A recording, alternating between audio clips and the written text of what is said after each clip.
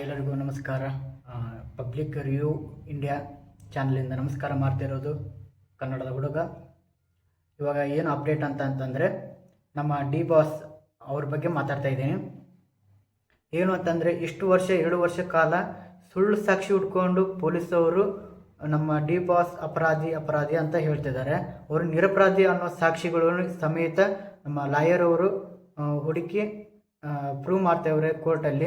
ಅದೇನಾರ ನಿಜ ಆಯಿತು ಅಂತ ಅಂದರೆ ನಮ್ಮ ಪೊಲೀಸರ ಹಣೆಬರಹನೇ ಚೇಂಜ್ ಆಗುತ್ತೆ. ಬಟ್ ಆದರೆ ಅದು ಏನು ಅನ್ನೋದೇ ಕೋರ್ಟ್ ನಿರ್ಧಾರ ಮಾಡುತ್ತೆ. ಇಷ್ಟು ವರ್ಷ ನಮ್ಮ ಬಾಸ್ ಅವರು ಕೋರ್ಟಲ್ಲಿ ಸೆರೆಮನೆ ಇದ್ದರು, ಅಲ್ಲೇ ಇದ್ದರು. ಇನ್ನು ಮುಂದೆ ಆಟ ಬೇರೆ ಆಗಿದೆ. ಇನ್ನು ಮುಂದೆ ಆಟ ಶುರು ಅವ್ರದ್ದು. ನೋಡೋಣ ಹೇಗೆ ಅಂತ. ನಮ್ಮ ಬಾಸ್ ಅವ್ರದ್ದು ಚಾಲೆಂಜ್ ಸ್ಟಾರ್ ದರ್ಶನ್ ಅವರು ಇನ್ಮೇಲಿಂದ ಆಟ ಶುರು ಮಾಡ್ತಾರೆ ಅನ್ನೋದು ಎಲ್ಲರಿಗೂ ಡಿ ಬಾಸ್ ಅಭಿಮಾನಿಗಳು ಗೊತ್ತು.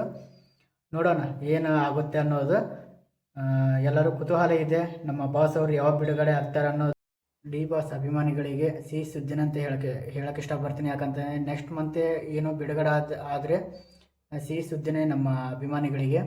ಆದಷ್ಟು ಬೇಗ ಹೊರಗಡೆ ಬರಲಿ ಅಂತ ಹೇಳಕ್ಕೆ ಇಷ್ಟಪಡ್ತೀನಿ. ಥ್ಯಾಂಕ್ ಯು ಸೋ ಮಚ್ ಅಭಿಮಾನಿಗಳಿಗೆ, ದರ್ಶನ್ ಅಭಿಮಾನಿ ಫ್ಯಾನ್ಸಿಗೆ ಹಾಗೂ ಎಲ್ಲ ಕನ್ನಡ ಜನತೆಗೆ ಥ್ಯಾಂಕ್ ಯು ಹೇಳಕ್ಕೆ ಇಷ್ಟಪಡ್ತೀನಿ. Thank you so much.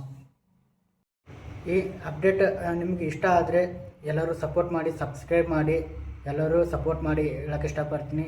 ನನ್ನ ಚಾನಲಿಗೆ ಆದಷ್ಟು ಬೇಗ ಸಬ್ಸ್ಕ್ರೈಬ್ ಮಾಡಿ ಅಂತ ಹೇಳ್ತೀನಿ. Thank you so much.